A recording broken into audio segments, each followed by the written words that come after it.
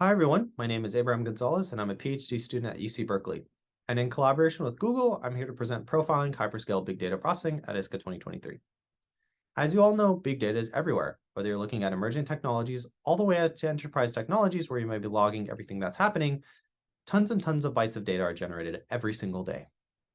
At the same time, you actually need to understand what data is generated and get some insights from it. In the past, this was done in local, smaller database setups where you maybe had a single request and a single response given. Over time, as data got bigger and bigger, you added more and more features. And now we live in a world where you have maybe a hyperscale data processing setup where you have very large distributed systems, tons of workers dealing with tons of requests, giving out tons of responses, accessing tons of distributed files. At Google, these types of extremely large distributed systems for data processing take over 10% of fleet-wide CPU cycles. So the first contribution of this work is actually characterizing these different data processing platforms running live traffic at Google. This includes Spanner, Bigtable, and BigQuery, which are all well-known databases and query engines.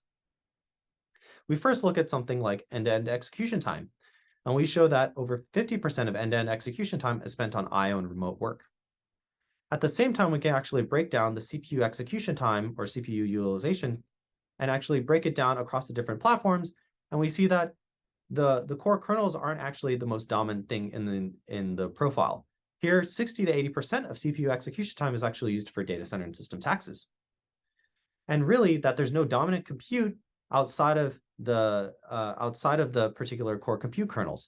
And that really there's just groups of closely related and chained operations. This leads itself to maybe motivating the need for a sea of accelerators where we can have some holistic acceleration of core compute and taxes.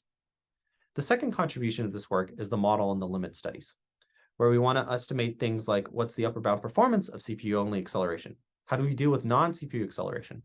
For the accelerators, how do we deal with placement, invocation, and maybe how many there are? So if we look at something like removing non-CPU dependencies, we can show that for Spanner and Bigtable, they require co-design of the remote work and I/O, aka the non-CPU dependencies, for the maximum gains for end-to-end execution time. BigQuery is a little bit different in that it's more amenable to traditional CPU-only acceleration. We can also use some of the limit studies in the model that we have to basically look at accelerator features, such as are things fully synchronous with respect to another, all the way to are they chained, and if things are on-chip or off-chip. Showing this or using this, we can show that there's low on-chip benefit for things like Spanner and Bigtable.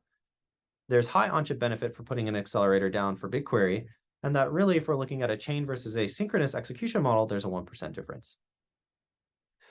So overall, I'd love to invite you to my talk on Tuesday, June 20th in Session 6B, the cloud session. Thanks so much.